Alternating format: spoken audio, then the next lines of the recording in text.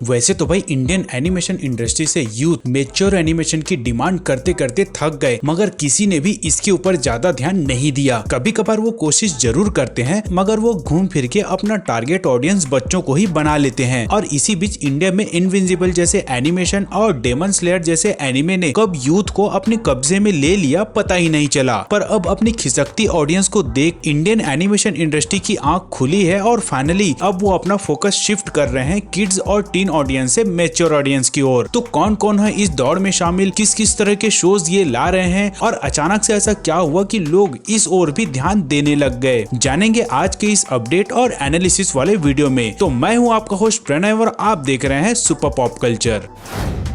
वैसे बाकियों का तो पता नहीं, मगर आज के समय में सोनी ग्रुप ही एक ऐसा ग्रुप है जिसे इंडिया की मैच्योर ऑडियंस में भी अपॉर्चुनिटी नजर आ रहा है और उनके लिए रिस्क भी ले रहे हैं। सबसे पहले तो सोनी पिक्चर इंटरनेशनल ने शक्तिमान के राइट्स लेकर उन फैंस को खुश कर दिया जो न जाने कब से इस सुपर हीरो के फिल्म का इंतजार कर रहे थे। बट सिंस ये एक लाइव एक्शन फिल्म है तो इस अनाउंसमेंट के बाद भी जो एक काफी पुरानी डिमांड थी वो अभी भी पूरी नहीं हुई थी, that is animated content for mature audience like anime. पर अब लगता है कि सोनी इस विश को भी जल्द ही पूरी करने वाला है अपने 4 बिल्कुल ब्रांड न्यू शोज के साथ, जिनकी न केवल घोषणा हुई है बल्कि इसके प्रोडक्शन का काम भी शुरू हो चुका है। और इन 4 शोज में सबसे पहला है कर्ण द गार्डियन, जो किस पे बेस्ड होगा वो तो यहाँ बताने की जरूरत भी नहीं है, मगर ऐसा भी नहीं है कि ये पूरी तरीके से हमारे पौराणिक कथा को ही एनिमेटेड शोज में कन्वर्ट कर रहे हैं, just like the legend of Hanuman और दूसरे भी ऐसे शोज। तो नहीं, ये एक्चुअली में साइंस फिक्शन शो होगा जो महाभारत से कनेक्टेड या फिर इंस्पायर्ड होगा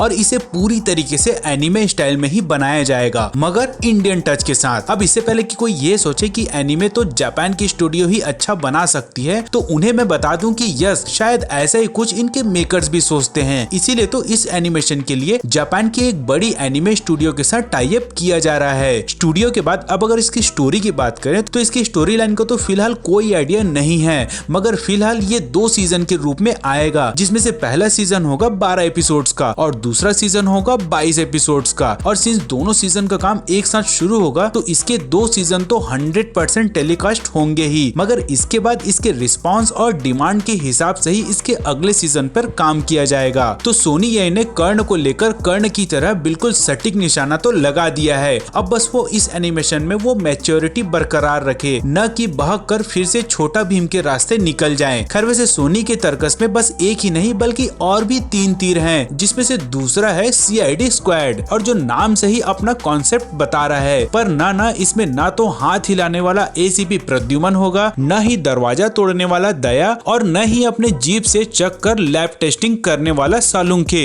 ये तो बिल्कुल नया पुलिस डिटेक्टिव वाला एनिमेटेड शो होगा, जिसका पहला सीजन होगा 26 एपिसोड का और दूसरा सीजन होगा 22 एपिसोड्स का। अब देखो भाई, एक बात तो है, चाहे फिल्म हो, वेब सीरीज हो या फिर इवन कॉमिक्स हो, सस्पेंस वाला चीज तो किसी भी फॉर्म में चल जाता है, बस एग्जीक्यूट प्रॉपर होना चाहिए। सो जस्ट इन केस अगर इसमें इसके जासूस को बचकाने केस सॉल्व करने के बजाय सीरियस केस सॉल्व करते हुए दिखाएंगे तो ये वाकई में मैच्योर ऑडियंस के बीच काफी पॉपुलर हो सकता है। वैसे ऐसा बोला जा रहा है कि ये एक famous anime detective Connon case closed की ही तरह बनेगा। सो कर्ण और डिटेक्टिव सीरीज के बाद इनकी लिस्ट में वुमेन सेंट्रिक एनिमे को भी जगह दी जा रही है, जिसका नाम है माया द मैजिक मेकअप बॉक्स, जिसका भी 13 और 22 एपिसोड्स के 2 सीजन आएंगे। और इस सीरीज को लॉन्च करने का सीधा इंटेंशन यही है कि सोनी हर एज और हर जेंडर को टारगेट कर रहे हैं। और फिर इसके बाद एक लर्निंग शो भी तैयार किया जा रहा है, जिसका नाम होगा यंग एविएटर्स, जो कि बेसिकली एयरक्राफ्ट और स्पेस मिशन टाइप का शो होगा। और इसका भी पहला सीजन 10 एपिसोड्स और दूसरा सीजन 22 एपिसोड्स का होने वाला है। तो ये तो था सोनी ये की तरफ से आने वाले टोटल 4 शोज के बारे में। और इसके मेकर्स का दावा तो यही है कि ये शो एक नया ट्रेंड सेट करेगा इंडिया में, जो आने वाले समय में इस जॉनरा में भी कंपटीशन बढ़ाएगा, जिसके लिए हम अभी से तैयार हैं। क्योंकि भले ही हम 4 शोज के साथ में एंटर कर रहे हो, मगर 10 से भी ज्यादा शोज का हमने प्लान ऑलरेडी बना रखा है, जो सुपर हीरो, साइंस फिक्शन और फैंटेसी टाइप के शोज होंगे।